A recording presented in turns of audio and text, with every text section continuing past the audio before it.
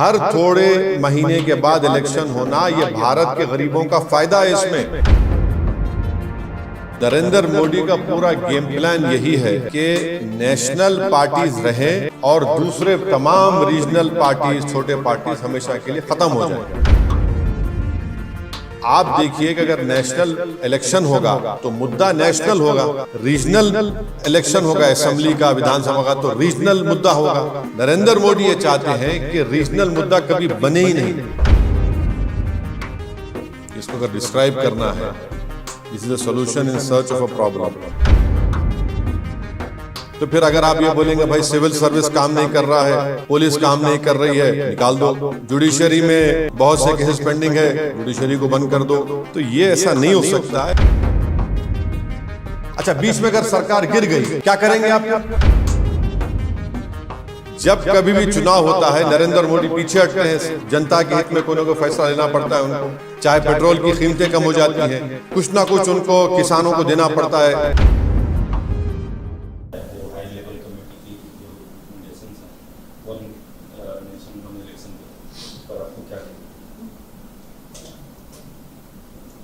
देखिए, मैंने जब जून 2018 को लॉ कमीशन को भी हम ये लिख कर दिए थे, और ये जो कोविड कमेटी बनाई गई थी उसके सामने भी मैं खुद गया था, जिसमें हमने इस वन नेशन वन इलेक्शन की मुखालिफत की।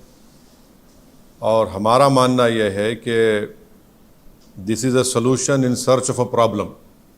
इसको अगर डिस्क्राइब करना है, this is a solution in search of a problem. अब ये नहीं बताया जा रहा है कि ये करने की क्यों ज़रूरत पड़ रही है आपको।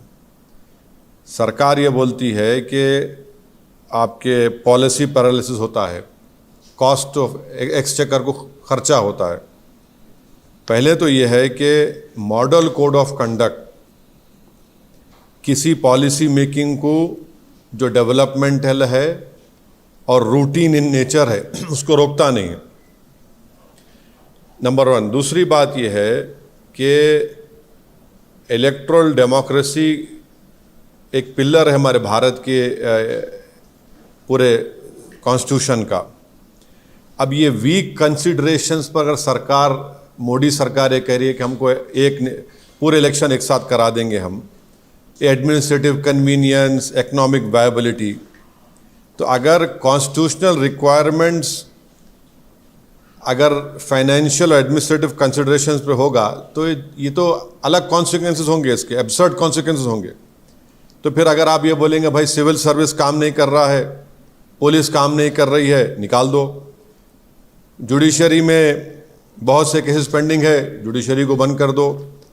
तो ये ऐसा नहीं हो सकता है। इसीलिए ये जो वन नेशन वन इलेक्शन की बात नरेंद्र मोदी 2019 से कर रहे हैं, 2019 में जब उनको दोबारा कामयाबी मिली तो उस वक्त ऑल पार्टी मीटिंग हुई थी पार्लियामेंट की, लोकसभा की लाइब्रेरी में। उसमें तमाम पार्लियामेंट में जितने एमपीज थे, लोकसभा राज्यसभा, उनके पार्टी के लीडर्स को बुलाया गया। उस मीटिंग में मुझे अच्छी तरह याद है कि मेरी पार्टी और लेट हमारे जो सीपीएम के लीडर सीताराम येचुरी, हमने इसकी मुखालिफत की थी। तो नरेंद्र मोदी का पूरा गेम प्लान यही है कि नेशनल पार्टीज रहें और दूसरे तमाम रीजनल पार्टीज, छोटे पार्टीज हमेशा के लिए ख़त्म हो जाएं।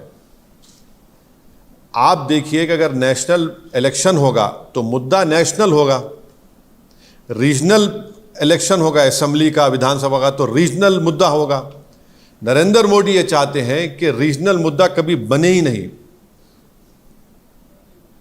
इलेक्शन होगा, अगर हैदराबाद पार्लियामेंट का इलेक्शन होगा तो जाहिर है दिल्ली में जो भी जीत कर जाएगा क्या करेगा।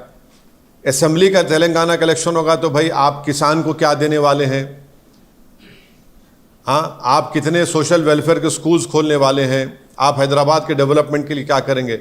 तो बीजेपी यही चाहती है कि ये वन नेशन वन इलेक्शन करवाकर रीजनल पार्टीज को कमज़ोर करके रख दिया जाए। और ये बार बार इनका आर्गुमेंट है कि नहीं, हर थोड़े दिन का इलेक्शन हो रहा है। हर थोड़े महीने के बाद इलेक्शन होना, यह भारत के गरीबों का फायदा है। इसमें फायदा क्यों है बता रहा हूं मैं आपको। जब कभी भी चुनाव होता है, नरेंद्र मोदी पीछे हटते हैं, जनता के हित में कोई ना कोई फैसला लेना पड़ता है उनको। चाहे पेट्रोल की कीमतें कम हो जाती हैं, कुछ ना कुछ उनको किसानों को देना पड़ता है। तो ये इलेक्शन होना ज़रूरी है, क्योंकि जो भी सरकार होगी वो हमेशा अपने खड़े भी रहेगी जनता की खिदमत के लिए। अगर आप 5 साल के बाद पूरा चुनाव कराएंगे तो जनता का जो वोट का बार्गेनिंग पावर है हमेशा के लिए ख़त्म हो जाएगा। अब हरियाणा को चुनाव हो रहा है, महाराष्ट्र को चुनाव हो रहा है। नरेंद्र मोदी ने कितने मरतबा जाकर महाराष्ट्र में इनॉग्रेशन किया बताइए? कितने मरतबा जाकर ये डेवलपमेंट वो डेवलपमेंट का काम मैं कर रहा हूं, फाउंडेशन डाल रहा हूं। तो ये इससे भारत के गरीब मतदानों का, स्टेट्स का बहुत बड़ा नुकसान होगा। और कॉन्स्टिट्यूशन का बेसिक स्ट्रक्चर का हिस्सा है। अब एक लेजिस्लेचर का एक टाइम है। अब तेलंगाना का इलेक्शन होगा 28 में, पार्लियामेंट का इलेक्शन होगा 29 में, अब महाराष्ट्र का इलेक्शन होगा अभी नवंबर में, 5 साल के बाद होगा, 29 में होगा। बिहार का इलेक्शन होगा बाद में होगा। आप कैसे सबको उसका टाइम कैसे खत्म करेंगे? आप होते कौन है टाइम खत्म करने वाले? एक लेजिस्लेचर होगा, विधानसभा, तो उसका टाइम होगा ना, टाइम पर चलेगा, वो अपने टाइम पर खत्म होगा। आप कौन होते हैं उसका टाइम खत्म करने के लिए? अब जीएचएमसी का है, अब उसका टेन्योर खत्म होने वाला है। आप बोलेंगे नहीं हम एक साथ कैसे कराएंगे? आप क्यों कराएंगे? अच्छा, बीच में अगर सरकार गिर गई क्या करेंगे आप? फिर क्या करेंगे आप? तो ये भारत के जमहूरियत के लिए, भारत की फेडरलिज्म के लिए, भारत के संविधान के बेसिक स्ट्रक्चर के लिए ये ठीक नहीं है, और गरीब जनता के लिए ठीक नहीं है, किसानों के लिए ठीक नहीं है, युवाओं के लिए ठीक नहीं है। पैसे तो हर इलेक्शन के लिए अलॉकेट होते हैं ना।